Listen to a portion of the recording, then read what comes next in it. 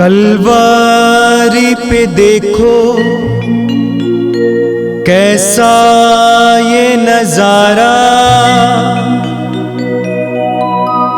परमेश्वर का बेटा लटका बेसहारा।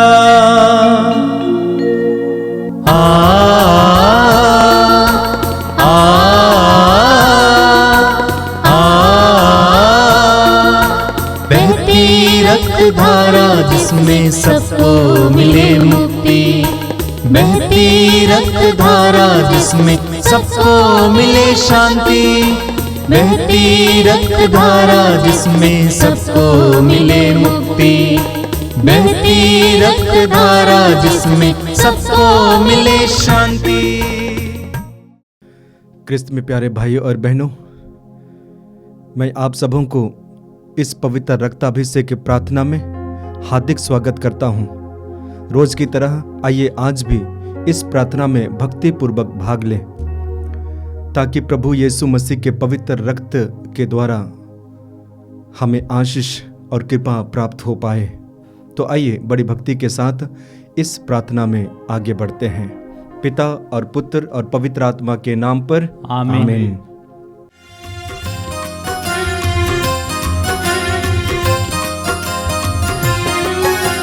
यीशु के बदन से बही जो लहू की धारा, उसमें धुले हमारे पापों के दाग सारे।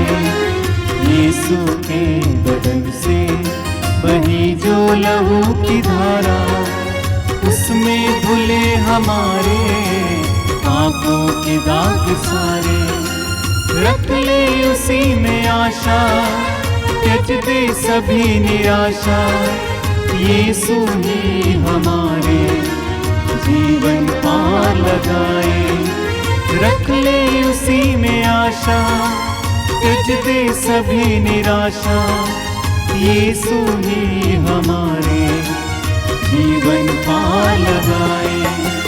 यीशु के बदन से बही जो लहू की धारा, उसमें धुले हमारे पापों के दाग सारे।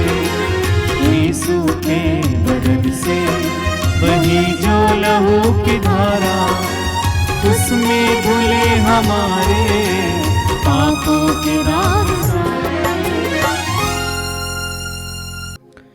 हे प्रेमी पिता, हे प्रेमी पिता, हम तुझे धन्यवाद देते हैं, हम तुझे धन्यवाद देते हैं, क्योंकि तूने हमसे इतना प्रेम किया, हमसे इतना प्रेम किया कि हमारे लिए अपने इकलौते पुत्र को अर्पित किया, जिसे जो उसमें विश्वास करे, जिससे जो कोई इसमें विश्वास करे, उसका सर्वनाश ना हो, बल्कि अनंत जीवन प्राप्त करे।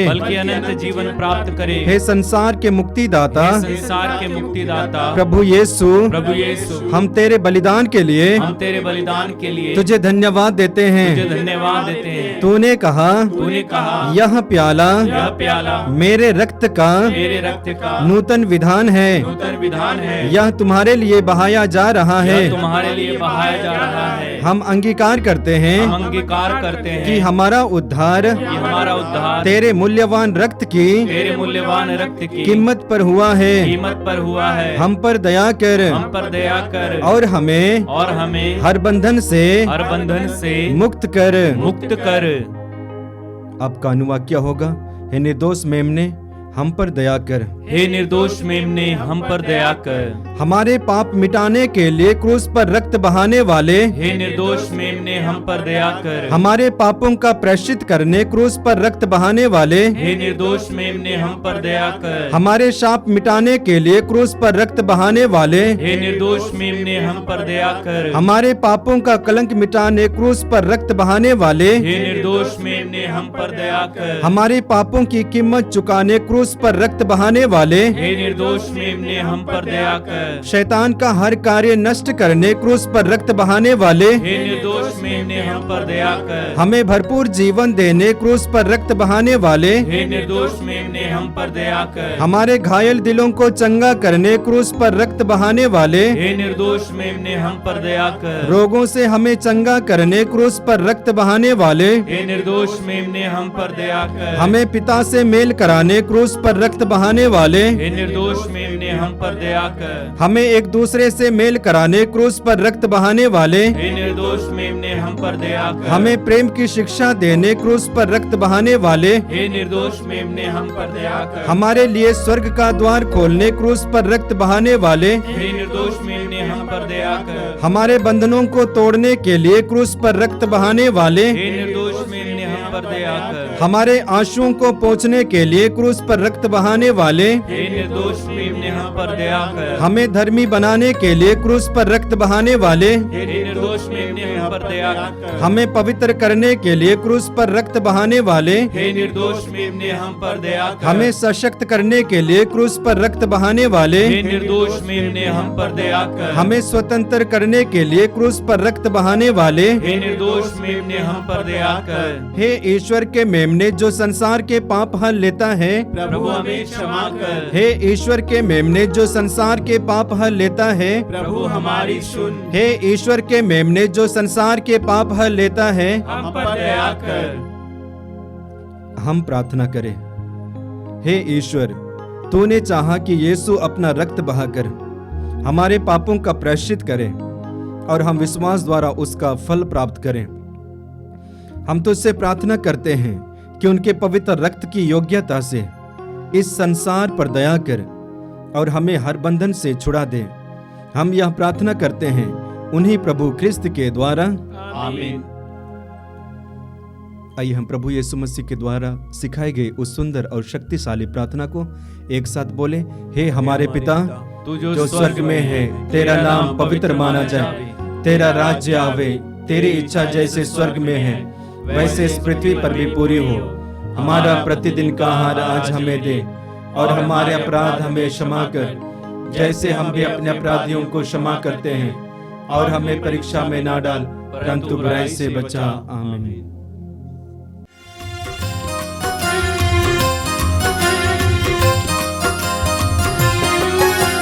यीशु के बदन से बही जो लहू की धारा, उसमें धुले हमारे पापों के दाग सारे। यीशु के बदन से बही जो लहू की धारा, उसमें धुले हमारे पापों के दाग सारे। रख ले उसी में आशा, त्यज दे सभी निराशा। यीशु ही हमारे जीवन पार लगाए। रख ले उसी में आशा, त्यज दे सभी निराशा। यीशु ही हमारे जीवन पार लगाए। यीशु के बदन से बही जो लहू की धारा, उसमें धुले हमारे पापों के दाग सारे। यीशु के बदन से बही जो लहू की धारा, उसमें धुले हमारे पापों के दाग सारे। आइए हम प्रार्थना करें। धन्यवाद दीजिए इस समय के लिए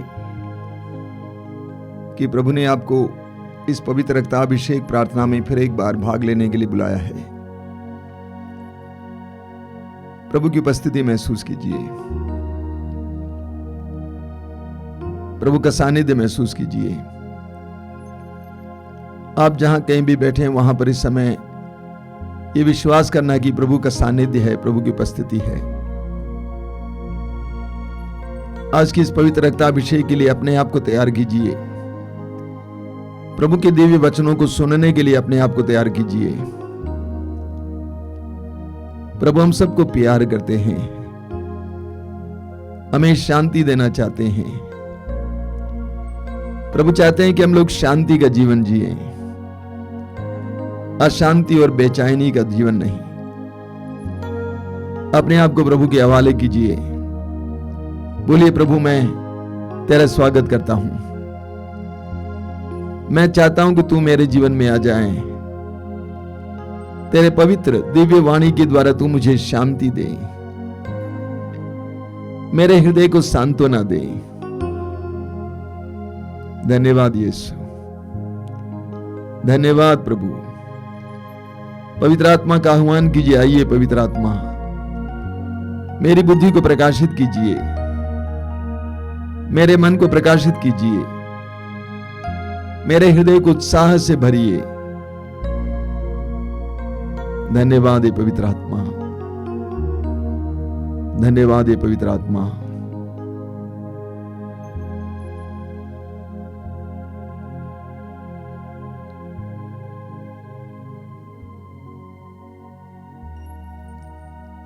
अपनी आंखें खोलें।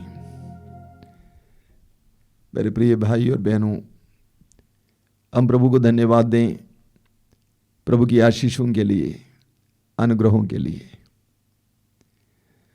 प्रभु हमारी ओर हमेशा अपनी कृपा दृष्टि को बनाए रखते हैं। प्रभु अपने भक्तों का ख्याल करते हैं। प्रभु चाहते हैं कि हम उनके अनुग्रहों और आशीषों से भरें। यह प्रभु की इच्छा है।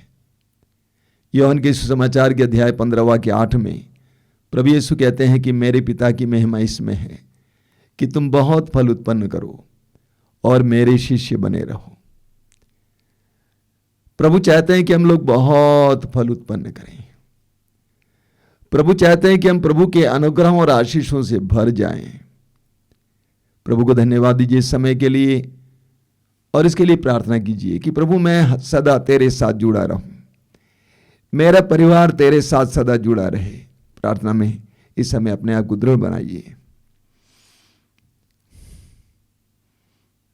मेरे प्रिय भाई और बहनों, एक बार प्रभु यीशु ने अपने शिष्यों से कहा, आकाश के पक्षियों को देखो, आकाश के पक्षियों को देखो, वे न तो बोते हैं, न लुनते हैं, न बखारों में जमा करते हैं। आकाश के पक्षियों को देखो, कितने मस्त हैं, बिंदास हैं, उड़ रहे हैं, गा रहे हैं। लेकिन जरा मुड़कर हम इंसान की ओर देखें, विशेष करके आज के जमाने में इंसान कितना बेचैन है, कितना व्यग्र है, कितना अशांत है, कितना तनावपूर्ण है। बाइबल में हम पढ़ते हैं जब इस्राएली जनता मिस्र देश की गुलामी में जी रही थी, ईश्वर ने उस जनता से मूसा के द्वारा यह प्रतिज्ञा की कि मैं तुम्हें ऐसा देश प्रदान करूंगा जहां पर तुम विश्राम करोगे। द लैंड ऑफ रेस्ट, विश्राम का देश। प्रभु यीशु ने कहा मत्ती अध्याय 11 वाक्य 28 में, थके मांदे और बोझ से दबे लोगों, तुम सब के सब मेरे पास आओ, मैं तुम्हें विश्राम दूंगा। प्रभु ईश्वर ने इस्राएली जनता को सिखाया कि 7वें दिन तुम विश्राम दिवस मानोगे। हमारा ईश्वर शांति का ईश्वर है। जब प्रभु का जन्म हुआ उस समय शांति की घोषणा हुई। प्रभु यीशु ने स्वयं अपने शिष्यों को शांति दी, शांति के वाहक बनाकर भेज दिए। उनके पुनरुत्थान के बाद बंद कमरे में पड़े शिष्यों के पास आकर कहा तुम्हें शांति मिले। हमारा ईश्वर शांति का ईश्वर है, विश्राम का ईश्वर है। हमारा ईश्वर चाहता है कि हम एक विश्राम का जीवन जिए। विश्राम का मतलब क्या होता है? यहां पर शांति, मेल मिलाप, संतुष्टि, तृप्ति, ईश्वर पर भरोसा, एक ऐसा जीवन जिए। लेकिन हम जानते हैं कि आज मनुष्य कितना तनावग्रस्त है, कितने टेंशन में लोग जीवन जीते हैं। इस संसार के अधिकतर लोग बहुत टेंशन में जीवन जीते हैं, तनावग्रस्त। किसी ने कुछ कह दिया तुरंत बम की तरफ फट जाते हैं। क्यों? तनावग्रस्त हैं, टेंशन में हैं। ऐसा क्यों? देखिए, सबसे पहली बात यह है, जब जीवन में परिस्थितियां बिगड़ जाती हैं, हर मनुष्य तनावग्रस्त हो जाता है। सुसमाचार में हम पढ़ते हैं मत्ती अध्याय 8 में, लूकास अध्याय 8 में भी प्रभु यीशु अपने शिष्यों के साथ झील पार कर रहे थे, और जब झील के बीचों बीच आ गए, अचानक आंधी उठी, लहरें ऊपर उठने लगी, नाव पानी से ढकी जा रही थी। वचन कहता है सारे शिष्य घबरा गए। हालांकि यीशु सोए हुए थे उसी नाव में। उन्होंने यीशु को जगाया और कहा कि प्रभु हमें बचाइए, हम डूब रहे हैं। प्रभु ने आंधी को शांत किया, शिष्यों को भी शांत किया। तो जब परिस्थितियां बिगड़ जाती हैं तो हमारे अंदर तनाव अपने आप आ जाता है। जब अचानक आपके परिवार पर एक विपत्ति टूट पड़ती है तो सभी तनावग्रस्त हो जाते हैं। अचानक कोई गंभीर रूप से बीमार पड़ जाता है, सभी तनावग्रस्त हो जाते हैं। अचानक नौकरी चली जाती है, आय का एकमात्र माध्यम चला जाता है, तो तनाव अपने आप आ जाता है। आपके ऊपर मुकदमा थोपा जाता है, तनाव आ जाता है। इसके अलावा मैं आपके सामने 3 कारण रखना चाहता हूं जिसके कारण हमारे अंदर बहुत ज्यादा तनाव आता है। पहला कारण है बढ़ती आवश्यकताएं और घटती शक्तियां। आवश्यकताओं का बढ़ना और हमारे पास जो संसाधन है वो घटना। देखिए, कुछ साल पहले तक हम लोग विश्वास करते थे मनुष्य की आवश्यकता क्या है? रोटी, कपड़ा, मकान। रोटी, कपड़ा, मकान, यही आवश्यकता थी। जीने के लिए रोटी चाहिए, भोजन चाहिए, पहनने के लिए कपड़े चाहिए और रहने के लिए मकान चाहिए। लेकिन आज आवश्यकताएं बढ़ गई हैं। एक है परिस्थिति की मांग। आज आवश्यकताएं बढ़ गई हैं, समय की मांग, समाज की मांग, परिस्थिति की मांग।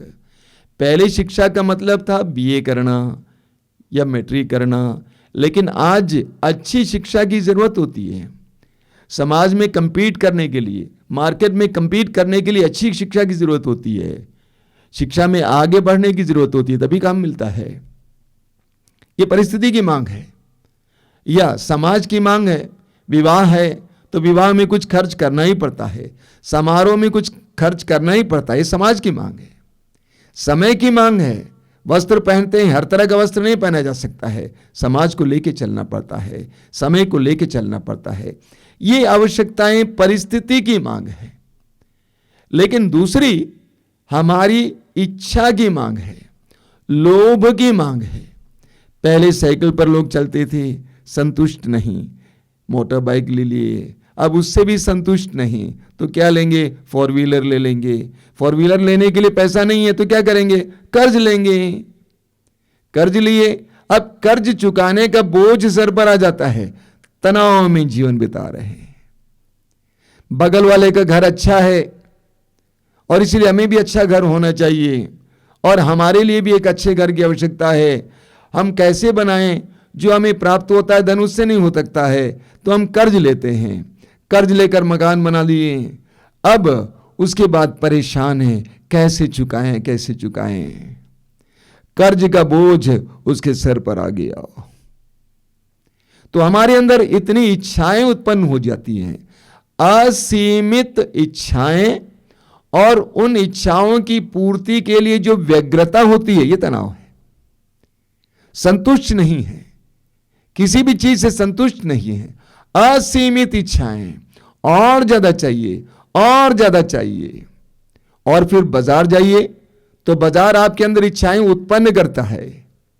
दुकान गए एक चीज खरीदने के लिए और उस एक चीज को खरीदते समय अन्य चीजें ऐसा लगता है कि आपको बुला रहे हैं, बुला रहे आंटी मुझे भी ले जाइए, मुझे भी ले जाइए। एक आवश्यकता की पूर्ति के लिए एक चीज लेने गए, अब 10 चीजें लेकर घर वापस आए। जितना पैसा था सब लूट गया, समाप्त हो गया। तो हमारे अंदर जो आवश्यकताएं हैं, जो हमारे लोभ के चलते बढ़ रही हैं, उसके कारण भी हमारे अंदर व्यग्रता उत्पन्न होती है, तनाव उत्पन्न होता है। 4-5 साल पहले दक्षिण भारत के एक शहर से मुझे टेलीफोन कॉल मिला। कहा कि फलाना व्यक्ति रात को सो नहीं पा रहे, कई दिनों कई रातें सोए नहीं हैं। मैंने पूछा क्या कारण है? बहुत बड़े बिजनेसमैन हैं, विश्वासी हैं, मसीही हैं। कहा कि उन्होंने अपने बिजनेस के लिए बैंक से 100 करोड़ रुपया कर्ज लिया है, अब चुका नहीं पा रहे हैं क्योंकि नोटबंदी हो गई, जीएसटी आ गया, पूरा धंधा ठप पड़ गया है, अब सो नहीं पा रहे हैं।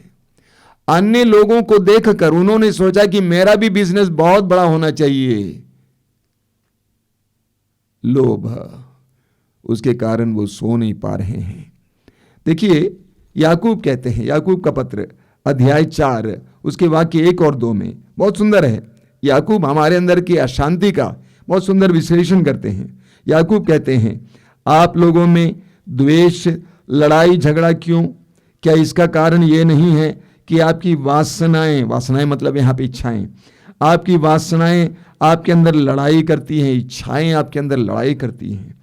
आप अपनी लालसा पूरी नहीं कर पाते और इसीलिए हत्या करते हैं। आप जिस चीज के लिए ईर्ष्या करते हैं उसे नहीं पाते और इसीलिए झगड़ा करते हैं।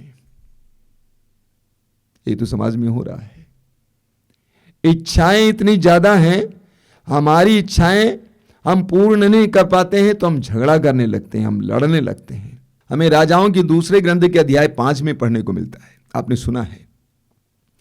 आराम का सेनाध्यक्ष नामान नबी एलीशा के पास आता है। वह कोढ़ी था। एलीशा के आदेश के अनुसार वह 7 बार यरदन नदी में डुबकी लगाता है और वो चंगा हो जाता है। बड़े आनंद के साथ एलीशा के सामने आता है और जितना उपहार लेके आया था, सोना चांदी और बहुत कीमती वस्त्र, एलीशा को देना चाहता है। लेकिन एलीशा ने कहा, प्रभु की शपथ, मैं तुमसे कुछ नहीं लूंगा, मैं तुमसे कुछ भी नहीं लूंगा। और नामान वहां से अपना उपहार वापस लेकर चला जाता है। एलीशा का नौकर जिसका नाम था गेहजी, उसके अंदर लालच आ गया। उसने सोचा कि मेरे गुरुवर ने कुछ नहीं लिया, इतना सुंदर मौका था। वो पीछे के दरवाजे से बाहर जाता है। तब तक नामान काफी दूर चला जाता है, जाकर कहता है कि मेरे गुरुवर के कुछ शिष्य आ गए हैं, कुछ उपहार हमें दे दीजिए। और उपहार पहुंचाया जाता है। पीछे घर में रखकर एलीशा के सामने आता है। एलीशा ने पूछा, तुम कहां से आ रहे हो? कहीं से नहीं। एलीशा ने कहा, क्या मेरी आत्मा तुम्हारे साथ नहीं थी? मैं सब कुछ देख रहा था। और गेहजी को कोढ़ का रोग मिल जाता है। लोभ के वश में पड़ने से हमारे साथ यही होता है। संत पौलुस तिमोथी के पहले पत्र के अध्याय 6 उसके वाक्य 9 और 10 में कहते हैं, बहुत जबरदस्त वचन है, ध्यान से सुनिएगा। जो लोग धन बटोरना चाहते हैं वे प्रलोभन और फंदे में पड़ जाते हैं। जो लोग धन बटोरना चाहते हैं वे प्रलोभन और फंदे में पड़ जाते हैं और ऐसी मूर्खतापूर्ण तथा हानिकर वासनाओं के शिकार बनते हैं जो मनुष्यों को पतन और विनाश के गर्त में ढकेल देती हैं। क्योंकि धन का लालच सभी बुराइयों की जड़ है। इसी लालच में पड़कर कई लोग विश्वास के मार्ग से भटक गए और उन्होंने बहुत सी यंत्रणाएं झेली हैं। जब हमारे अंदर इस प्रकार का लोभ आ जाता है, लालच आ जाता है, तो हम क्या करते हैं हमें पता ही नहीं चलता है। हम फंसते जाते हैं, हम उलझते जाते हैं और ऐसी परिस्थिति में आते हैं कि हम कभी सोच नहीं सकते थे कि हम वहां पहुंच सकते हैं। लोभ बहुत खतरनाक है। हम पढ़ेंगे तिमोथी का पहला पत्र उसी अध्याय के वाक्य 6 में, भक्ति से अवश्य बड़ा लाभ होता है, किंतु केवल उसी को जो अपनी धन संपत्ति से संतुष्ट रहता है। भक्ति से अवश्य बड़ा लाभ होता है, किंतु केवल उसी को जो अपनी धन संपत्ति से संतुष्ट रहता है। जो अपनी धन संपत्ति से संतुष्ट नहीं रहता है, वो कितनी भी भक्ति करें, उस भक्ति से कोई लाभ नहीं, क्योंकि उसका मन संसार में रम रहा है, सांसारिक चीजों के पीछे दौड़ रहा है। मैं एक विश्वासी को जानता हूं, मैं उसके घर गया हूं 2-3 बार।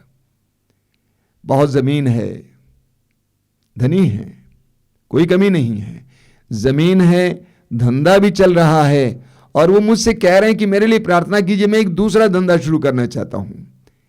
मैंने कहा, भाई तुम जियोगे कब? उसका घर भी अच्छा है, लेकिन घर बिल्कुल अस्त व्यस्त है। किसी के पास समय नहीं है, पत्नी के पास समय नहीं, बच्चों के पास समय नहीं, सभी लोग खेत में हैं, काम में हैं। मैंने उससे पूछा, भाई तुम इतना ज्यादा हाथ पैर क्यों मार रहे हो?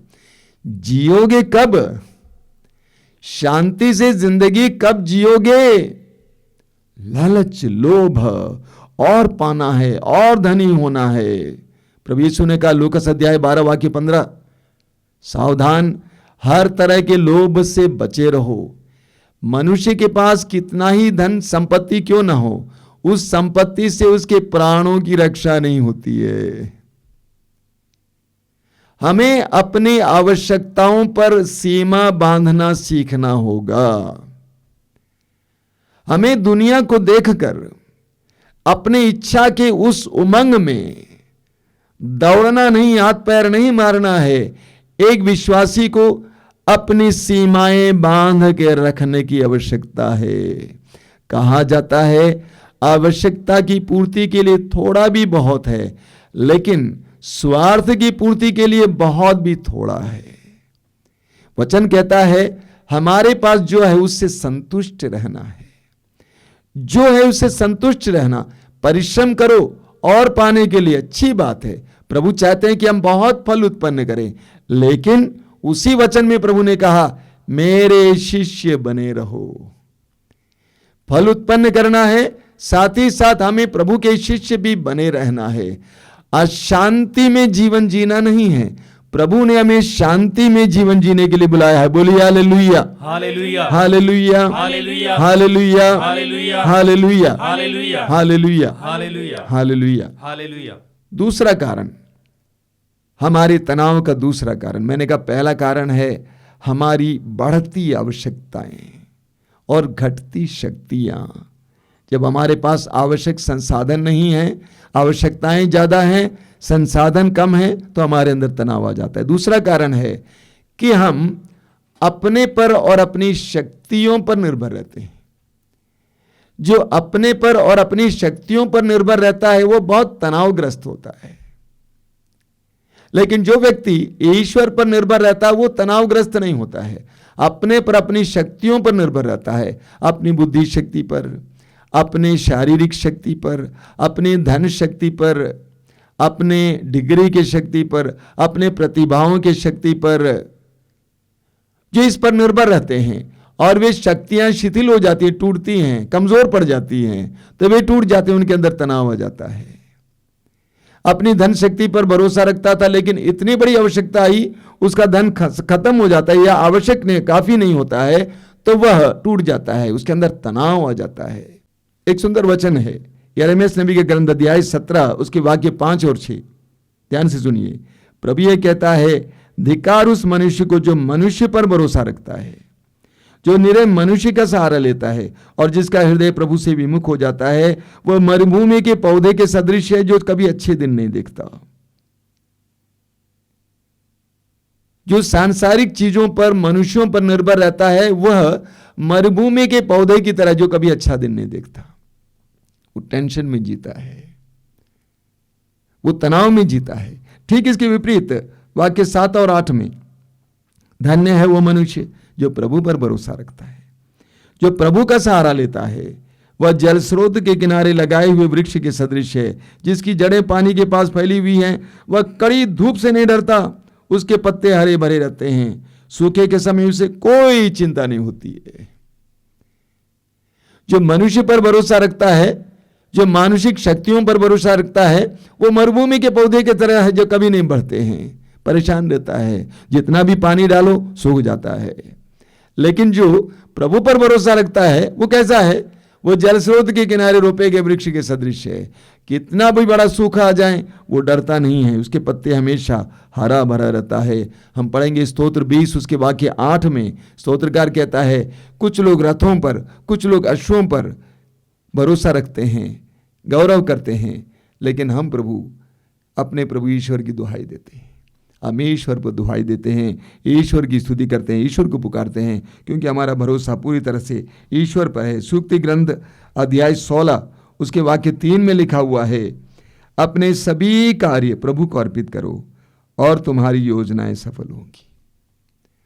अपने सभी कार्य प्रभु को अर्पित करो और तुम्हारी योजनाएं सफल होंगी।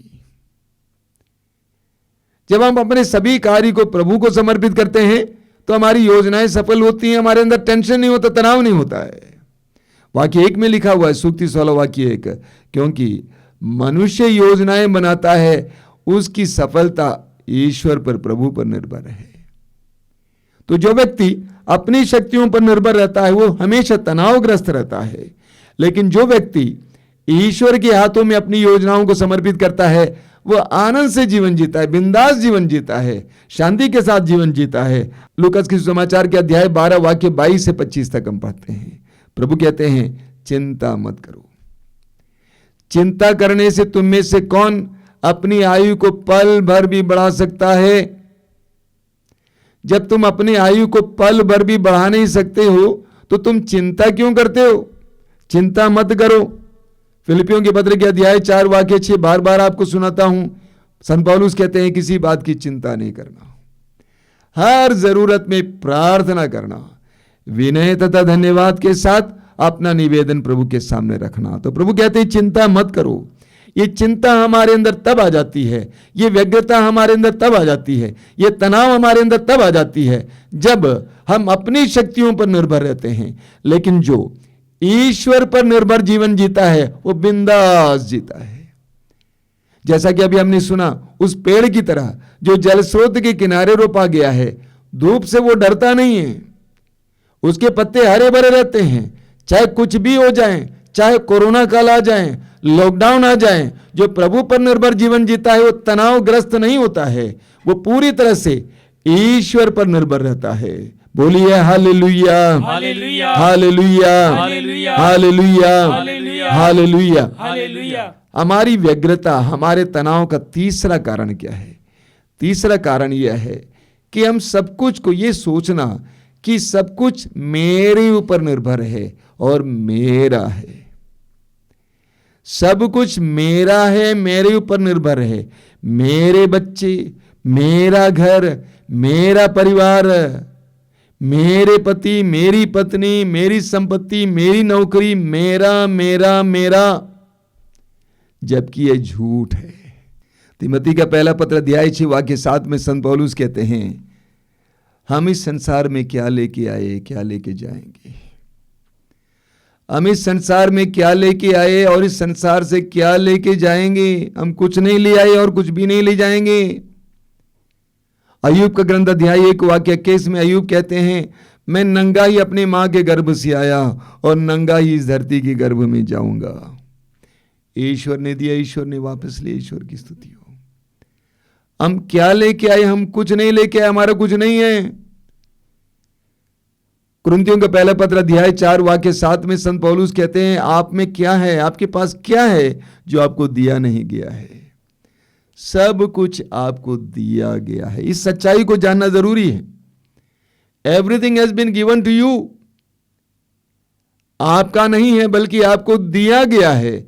इसलिए ये विश्वास करना है कि ये मेरा जीवन प्रभु का है, ये मेरे बच्चे प्रभु के हैं, ये मेरी संपत्ति प्रभु की है, ये मेरी नौकरी प्रभु की है। जब तक आपके मन में ये धारणा बनी रहेगी, आप बिना तनाव का जीवन जिएंगे। देखिए वचन में क्या लिखा हुआ है, स्तोत्र 55 उसके वाक्य 23 में लिखा हुआ है, तुम प्रभु पर अपना भार छोड़ दो, वह तुमको संभालेगा। तुम प्रभु पर अपना भार छोड़ दो, वह तुमको संभालेगा, वह धर्मी को विचलित नहीं होने देगा। तुम प्रभु पर अपना भार छोड़ दो। स्तोत्र 37 उसके वाक्य 25 में हम पढ़ते हैं, बहुत सुंदर वचन है। स्तोत्रकार कहता है, मैं जवान था और अब बूढ़ा हो चला हूं, किंतु मैंने न तो धर्मी को निस्सहाय पाया और न उसकी संतान को भीख मांगते देखा। देखिए, जो प्रभु पर भरोसा रखता है उसे कभी लज्जित नहीं होना पड़ेगा। वचन में लिखा है, मैं जवान था और अब बूढ़ा हो चला हूं, किंतु मैंने न तो धर्मी को निस्सहाय पाया और न उसकी संतान को भीख मांगते देखा। प्रभु ऐसा कभी करने नहीं देंगे। उसी अध्याय के वाक्य 5 में क्या लिखा हुआ है, प्रभु को अपना जीवन अर्पित करो, उस पर भरोसा रखो और वह तुम्हारी रक्षा करेगा। यह जीवन तेरा नहीं है, यह जीवन मेरा नहीं है, यह जीवन उनका है। उसको अर्पित करो, उस पर भरोसा रखो, वह तुम्हारी रक्षा करेगा। मेरे प्रिय भाई और बहनों, हम विश्वासियों को कभी तनाव में जीवन नहीं जीना चाहिए। हम मसीहियों को कभी तनाव में जीवन नहीं जीना चाहिए, क्योंकि हम जीवित ईश्वर पर भरोसा रखने वाले हैं। हमारा ईश्वर जीवित है, हमारा ईश्वर सर्वशक्तिमान है, हमारा ईश्वर असंभव को संभव करने वाला है। जो इस ईश्वर पर भरोसा रखता है वो कभी तनाव में जी ही नहीं सकता है। इसलिए हमें सबसे पहले अपनी आवश्यकताओं को ईश्वर की इच्छा से बांधना होगा। हमें अपनी आवश्यकताओं को और अपनी इच्छाओं को ईश्वर की इच्छा से बांधना है। प्रभु की इच्छा मेरे जीवन में पूर्ण हो। दूसरी बात, हमें अपनी शक्तियों पर नहीं बल्कि ईश्वर पर भरोसा रखना सीखना है। तीसरी बात, हम सब कुछ को ईश्वर के दान के रूप में देखेंगे। मेरे पास जो कुछ है वो सब ईश्वर का दिया हुआ है। जब आपका जीवन ईश्वर केंद्रित होगा, यीशु केंद्रित होगा, यीशु पर निर्भर होगा, तो आपके अंदर तनाव होगा ही नहीं। हाँ, मैंने कहा कभी कभी परिस्थितियां बिगड़ने पर हमारे अंदर तनाव आ सकता है, लेकिन वे टिक नहीं सकता है। इसीलिए हमें एक तनाव रहित जीवन जीना है, हमें शांतिपूर्ण जीवन जीना है। ईश्वर ने हमें तनाव के लिए नहीं बल्कि विश्राम के लिए, शांति के लिए बनाया है। आइए हम प्रार्थना करें।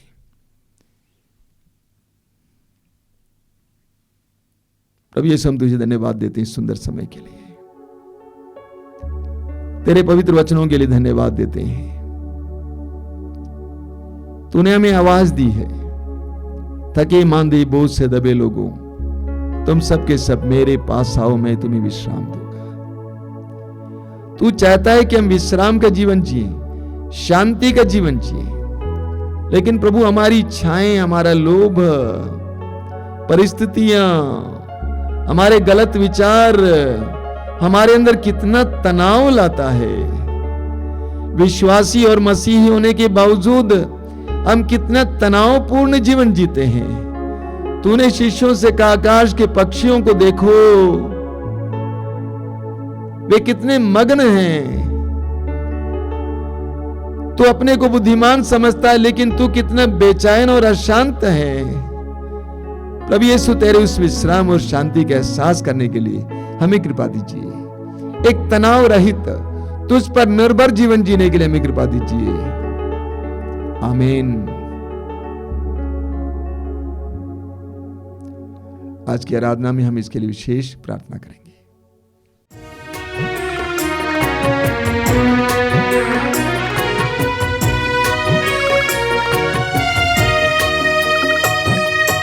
आराधना प्रभु आराधना, अखिलेश्वर प्रभु तेरी आराधना।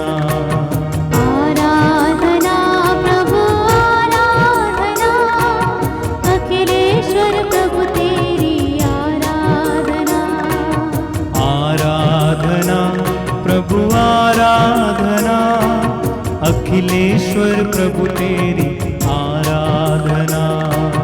आराधना प्रभु आराधना, अखिलेश्वर प्रभु तेरी आराधना। वेदी के सामने आए हैं हम सभी, करने प्रभु तेरी आराधना। वेदी के सामने आए हम सभी, करने प्रभु तेरी आराधना।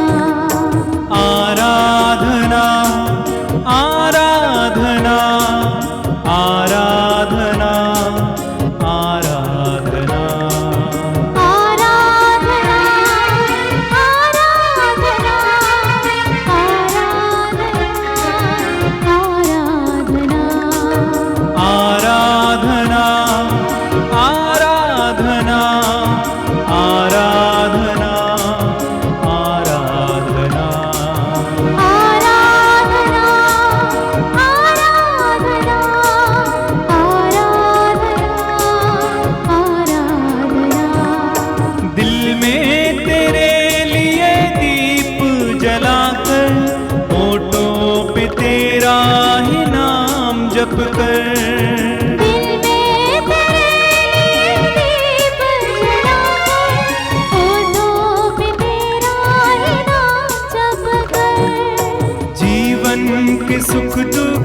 हाथों में लेकर, जीवन के सुख दुख हाथों में लेकर, करते हैं तेरा प्रभु इंतजार। आराधना आराधना आराधना आराधना गाएं, आराधना आराधना आराधना आराधना। इस रोटी रूप में हम सभी तेरा करते हैं दर्शन, है प्रभु तेरा। इस रोटी रूप में हम सब तेरा करते हैं दर्शन, है प्रभु तेरा। सौभाग्यशाली हम देवदूतों के संग, सौभाग्यशाली हम देवदूत के संग, करते रहे तेरी जय जयकार। आराधना आराधना आराधना, बार बार गाते जाइए। आराधना आराधना आराधना, सब लोग मिलकर गाएं। आराधना आराधना आराधना आराधना आराधना आराधना आराधना। स्तुति करें। Hallelujah hallelujah hallelujah hallelujah hallelujah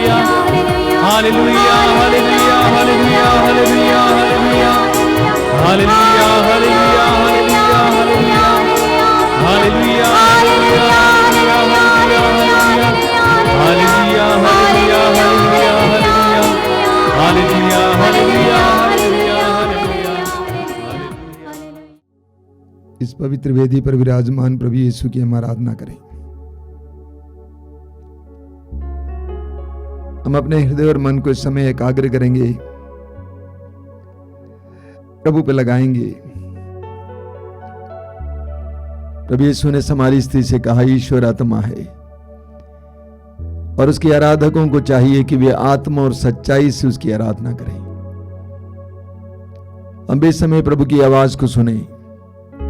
प्रभु कहते हैं, आत्मा और सच्चाई से ईश्वर की आराधना करो।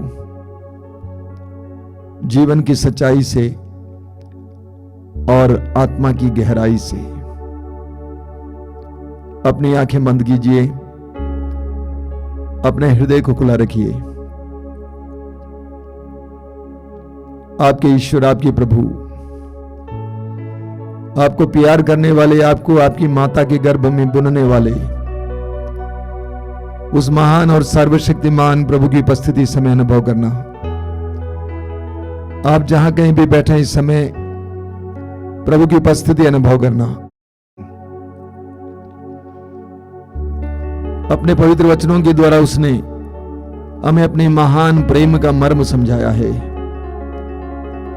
ईश्वर के राज्य के रहस्यों को हमारे सामने खोल रखा है। उस प्रभु को धन्यवाद दीजिए। हमारे जीवन के हर एक पल में हमें साथ देने के लिए वायदा करने वाले, हमारी परिस्थितियों में हमें सहारा देने वाले उस करुणामय और शक्तिशाली प्रभु की उपस्थिति अनुभव कीजिए। इस समय डरिए नहीं, संकोच मत कीजिए, अपने हृदय को खोलिए, विश्वास और भरोसे में प्रभु के साथ जुड़ जाइए।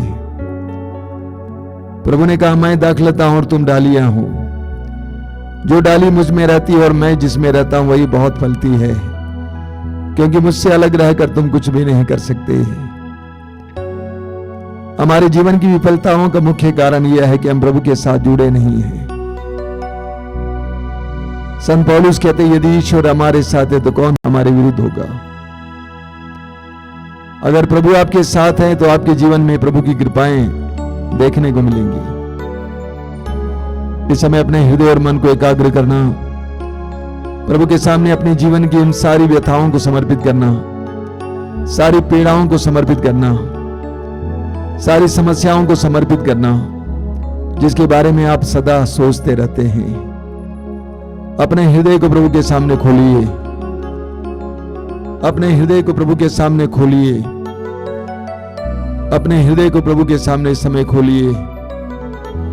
जिस तरह सामुएल की मां हन्ना ने प्रभु के सानिध्य में अपने हृदय को खोला, उसी तरह अपने हृदय को समय प्रभु के सामने खोलिए। अपने हृदय की पीड़ाओं के समय प्रभु के सामने रखिए। विश्वास कीजिए कि प्रभु आपके सामने, आपके पास हैं। दोनों हथेलियों को खुला रखिए और अपने आंखें बंद रखिए। जीवन की एक एक बात को प्रभु के हाथ में समर्पित करते जाइए। एक एक दर्द पीड़ा को इस समय प्रभु के सामने लाइए। थोड़ा समय लीजिए, मौन होकर इस समय प्रभु से बात कीजिए।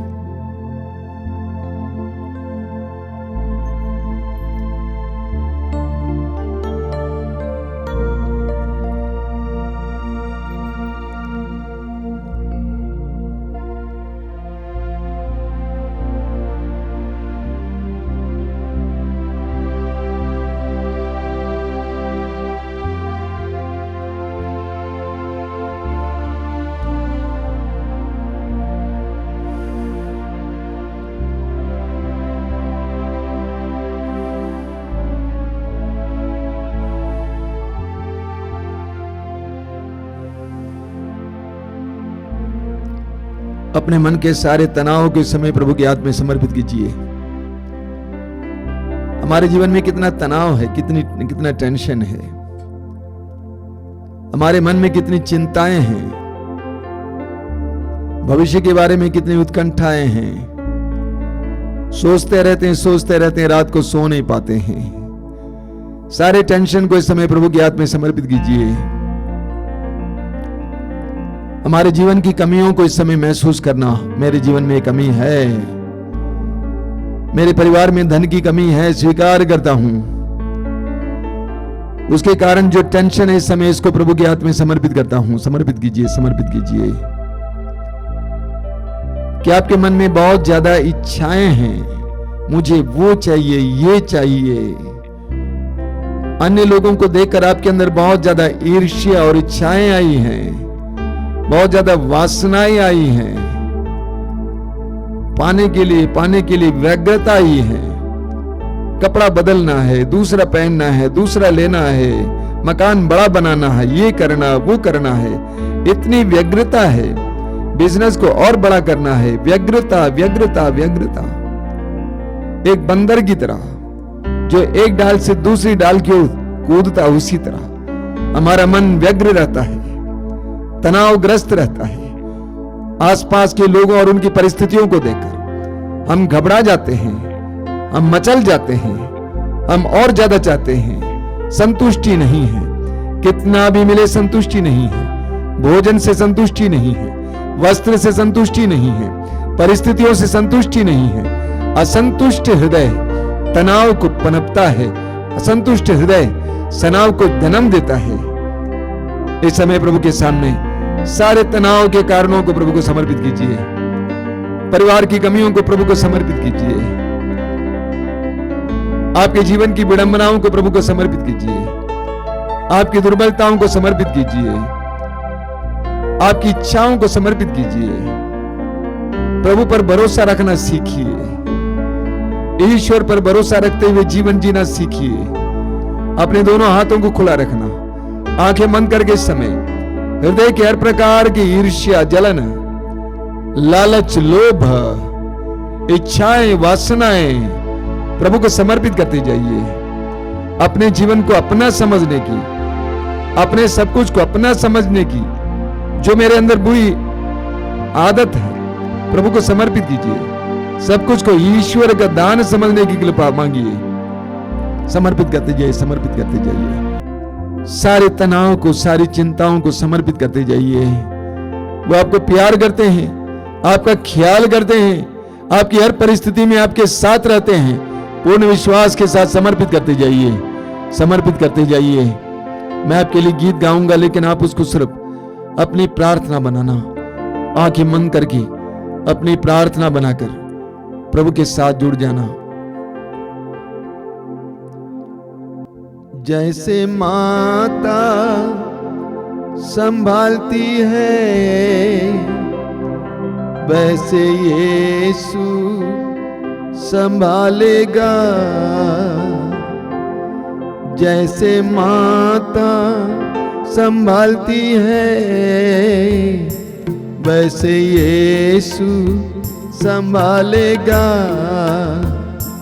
सीने से लगाएगा, चिंता सब मिटाएगा। सीने से लगाएगा, चिंता सब मिटाएगा। जैसे माता संभालती है वैसे यीशु संभालेगा। जैसे माता संभालती है वैसे यीशु संभालेगा। कभी भी ना छोड़ेगा, कभी भी ना त्यागेगा। कभी भी ना छोड़ेगा, कभी भी ना त्यागेगा। जैसे माता संभालती है वैसे यीशु संभालेगा। जैसे माता संभालती है वैसे यीशु संभालेगा। तेरे आंसुओं पोंछेगा, तेरे पाप वो मिटाएगा। तेरे आंसुओं पोंछेगा, तेरे पाप वो मिटाएगा। जैसे माता संभालती है वैसे यीशु संभालेगा। जैसे माता संभालती है वैसे यीशु संभालेगा। जैसे माता संभालती है वैसे यीशु संभालेगा।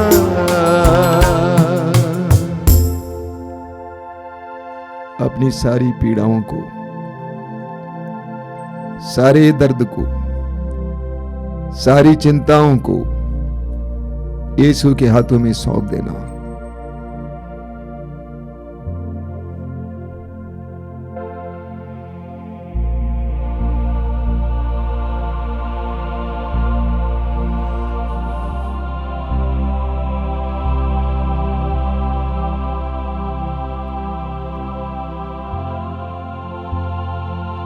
बोलिए hallelujah, hallelujah, hallelujah, hallelujah, hallelujah, hallelujah, hallelujah. Hallelujah. Yeshu की स्तुति हो, यीशु की स्तुति हो, यीशु की आराधना हो, यीशु की आराधना हो, यीशु की महिमा हो। यीशु की महिमा। Hallelujah, hallelujah, hallelujah, hallelujah, hallelujah, hallelujah, hallelujah. Hallelujah. आप में से जो रोगी हैं इस समय अपने रोग को प्रभु के हाथ में समर्पित करेंगे।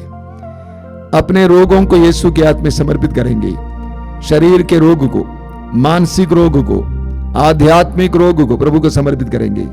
अपने शरीर के अंग अंग में जो पीड़ाएं हैं प्रभु को समर्पित करेंगे।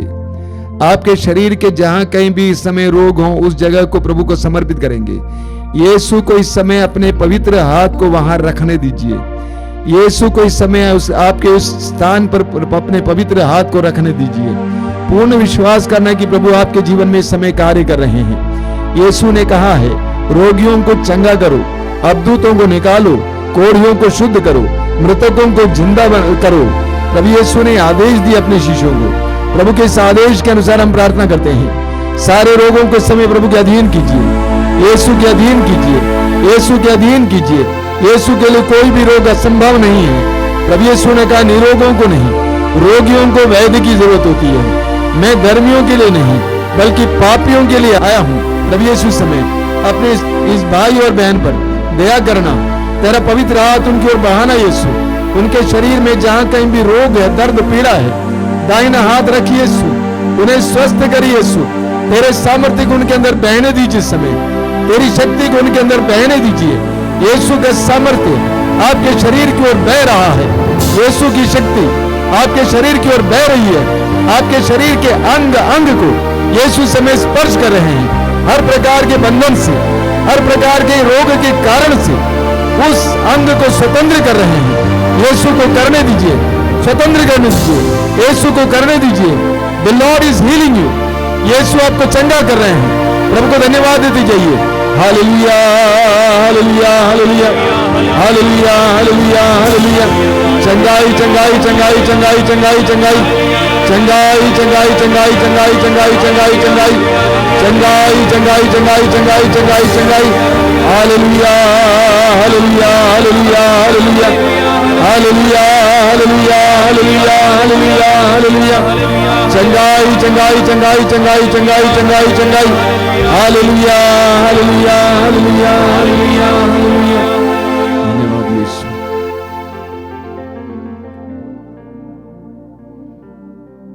प्रभु को धन्यवाद दीजिए समय के लिए, प्रभु के स्पर्श के लिए धन्यवाद दीजिए। आपको जो चंगाई मिल रही है उसके लिए धन्यवाद दीजिए।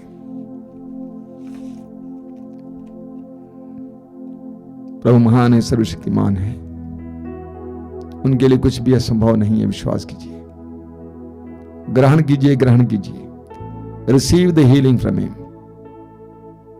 धन्यवाद यीशु, तेरी महिमा, तेरी आराधना।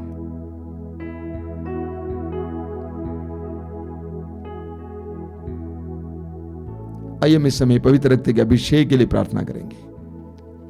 उस सुंदर गीत को दोहराते हुए मेरे पीछे पीछे दोहराना। अभिषेक दीजिए, अभिषेक दीजिए, पावन लहू का अभिषेक दीजिए। दोहराते हुए हम प्रभु से प्रार्थना करेंगे कि प्रभु हमें अभिषेक दे, तेरे पवित्र रक्त का अभिषेक दे। हमें शुद्ध और पवित्र कर, हमारे घरों को शुद्ध और पवित्र कर, हमारे शरीरों को शुद्ध और पवित्र कर, इस सारे संसार को शुद्ध और पवित्र कर। आइए हम प्रार्थना करें।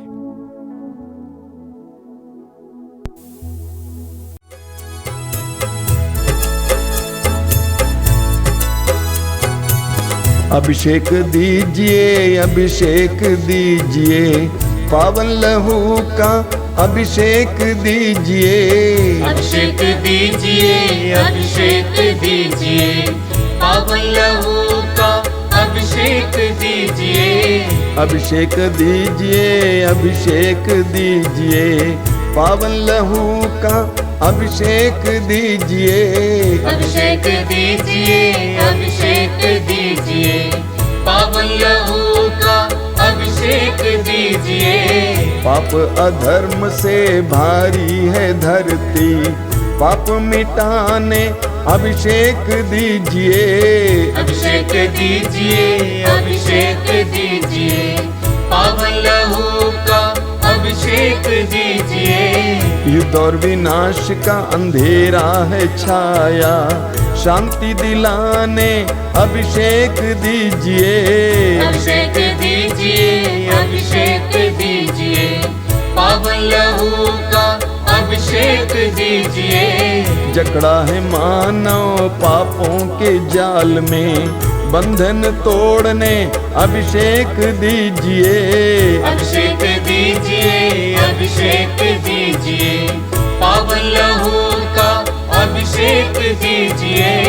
अश्लीलता का बादल घनेरा पवित्र करने अभिषेक दीजिए। अभिषेक दीजिए, अभिषेक दीजिए, पावन लहू का अभिषेक दीजिए। पाप मिटाने, शाप मिटाने, पावन लहू का अभिषेक दीजिए। अभिषेक दीजिए, अभिषेक दीजिए, पावन लहू का अभिषेक दीजिए। रोग मिटाने, शोक मिटाने, पावन लहू का अभिषेक दीजिए। अभिषेक दीजिए, अभिषेक दीजिए, पावन लहू का अभिषेक दीजिए। कोरोना वायरस को जड़ से मिटाने पावन लहू का अभिषेक दीजिए। अभिषेक दीजिए, अभिषेक दीजिए, पावन लहू का अभिषेक दीजिए। कोरोना वायरस को जड़ से मिटाने पावन लहू का अभिषेक दीजिए। अभिषेक दीजिए, अभिषेक दीजिए, पावन लहू का अभिषेक दीजिए। नशे की आत्मा सताए तेरे जन को छुटकारा देने अभिषेक दीजिए। अभिषेक दीजिए, अभिषेक दीजिए, पावन लहू का अभिषेक दीजिए। पावन लहू से धरती को धोने अभिषेक दीजिए, अभिषेक दीजिए। अभिषेक जोर से गाइए। अभिषेक दीजिए, पावन लहू का अभिषेक दीजिए। पावन लहू से घर घर को धोने अभिषेक दीजिए, अभिषेक दीजिए। अभिषेक दीजिए, अभिषेक दीजिए, पावन लहू का अभिषेक दीजिए। पावन लहू से घर घर को धोने अभिषेक दीजिए, अभिषेक दीजिए। अभिषेक दीजिए, अभिषेक दीजिए, पावन लहू का अभिषेक दीजिए। पावन लहू से हर दिल को धोने अभिषेक दीजिए, अभिषेक दीजिए। अभिषेक दीजिए, अभिषेक दीजिए, पावन लहू का अभिषेक दीजिए। पावन लहू से हर तन को धोने अभिषेक दीजिए, अभिषेक दीजिए। अभिषेक दीजिए, अभिषेक दीजिए, पावन लहू का अभिषेक दीजिए। अभिषेक दीजिए, अभिषेक दीजिए, पावन लहू से अभिषेक दीजिए। अभिषेक दीजिए, अभिषेक दीजिए, पावन लहू का अभिषेक दीजिए।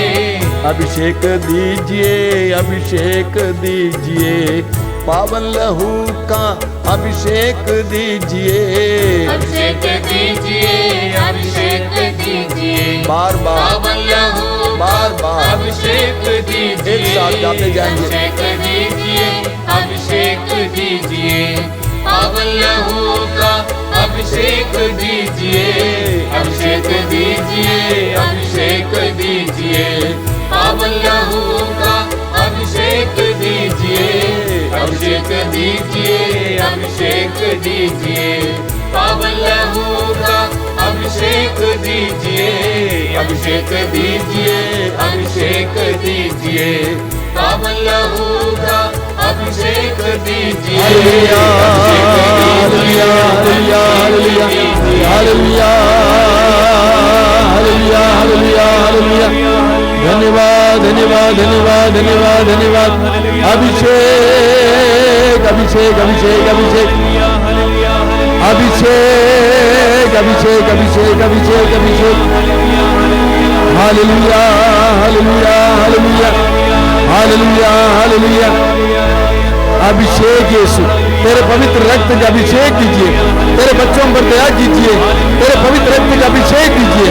हीलिंग दे, हीलिंग दे, फ्रीइंग दे। Hallelujah, hallelujah, hallelujah, hallelujah. मौन होकर प्रभु के पवित्र शरीर रक्त के अभिषेक अनुभव करना हो। यीशु हमें शुद्ध कर रहे हैं, पवित्र कर रहे हैं। हमारे विचारों को, हमारे मनों को, हमारे विकारों को, हमारे शरीर को पवित्र और शुद्ध कर रहे हैं। धन्यवाद दीजिए। हमारे घरों को, घर के कोने कोने को अपने पवित्र रक्त की शक्ति और सामर्थ्य से शुद्ध कर रहे हैं। धन्यवाद दीजिए।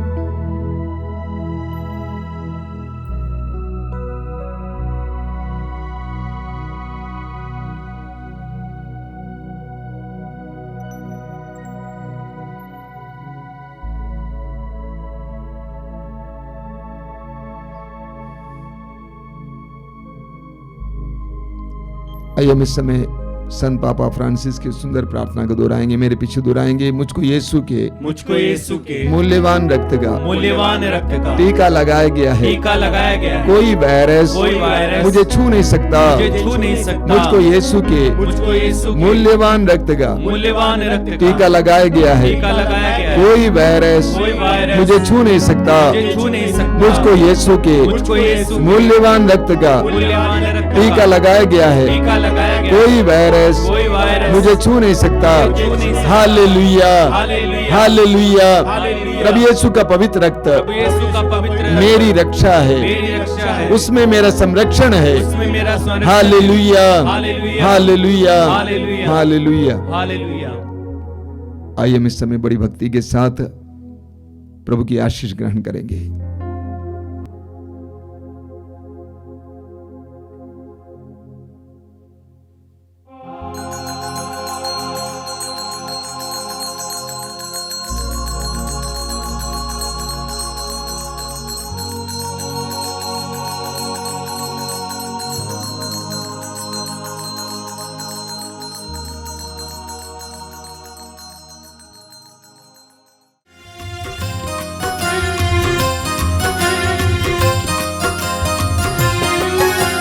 यीशु के बदन से बही जो लहू की धारा, उसमें धुले हमारे पापों के दाग सारे।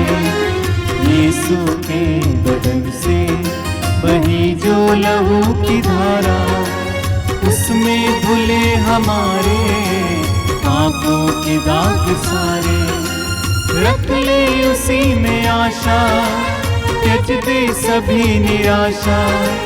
यीशु ही हमारे जीवन पार लगाए। रख ले उसी में आशा, त्यज दे सभी निराशा। यीशु ही हमारे जीवन पार लगाए। यीशु के बदन से बही जो लहू की धारा, उसमें धुले हमारे पापों के दाग सारे। यीशु के बदन से बही जो लहू की धारा, उसमें धुले हमारे पापों के दाग